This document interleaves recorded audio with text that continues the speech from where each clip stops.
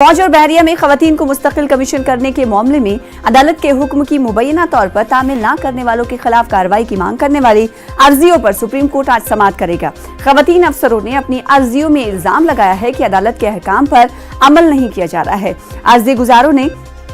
हुक्म की तामील न करने वालों के खिलाफ तौहीन अदालत का मुकदमा चलाने की दरख्वास्त की है। ख्याल रहे कि फरवरी 2020 को अपने हुक्म में अदालत ने कहा था कि 3 माह के अंदर तमाम खवातीन अफसरों जो इस ऑप्शन का इंतखाब करना चाहती हैं, इन्हें फौज में मुस्तकिल कमीशन दिया जाना चाहिए। मजीद अपडेट सुशील पांडे से हासिल करेंगे क्योंकि आज इस पर समाअत होने वाली है और मुस्तकिल कमीशन से जुड़ा हुआ ये मामला है। कितने बजे तक इस हवाले से कोर्ट में समाअत होगी, सुशील पांडे बताइएगा, क्योंकि आज का दिन मुकर्रर किया गया था, इससे पहले भी समाअत हुई थी और आज का दिन मुकर्रर किया गया था। आज देखिए साफ तौर से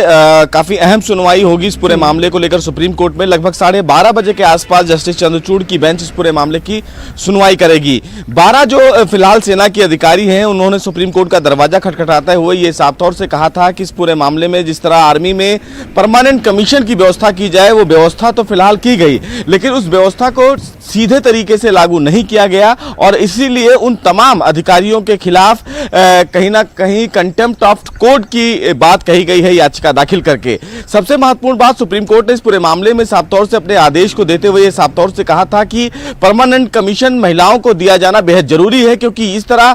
के फैसले कहीं ना कहीं लैंगिक भेदभाव को अवैध करार देते हैं और ऐसे में महिला और पुरुष में असमानता कहीं ना कहीं खड़ा होता है और इसीलिए सुप्रीम कोर्ट ने यह बड़ा आदेश जारी किया था। लेकिन इस आदेश के बाद भी केंद्र सरकार के द्वारा जो परमानेंट कमीशन को लेकर तमाम महिलाओं को आगे आने की बात कही गई है, उसमें साफ तौर से यह आरोप लगाया जा रहा है महिला अधिकारियों के द्वारा कि भले ही सरकार यह दावा कर रही हो कि 402 लोगों में से 277 लोगों को फिलहाल फिट पाया गया, लेकिन ऐसे में कई ऐसे महिला अधिकारी हैं जिनको लेकर फिलहाल सरकार अभी आगे नहीं आई है और सेना में कहीं ना कहीं परमानेंट कमीशन को सीधे तौर से लागू नहीं किया गया है। सुप्रीम कोर्ट ने इस पूरे मामले में स्पष्ट आदेश देते हुए कहा था कि केंद्र सरकार इस पूरे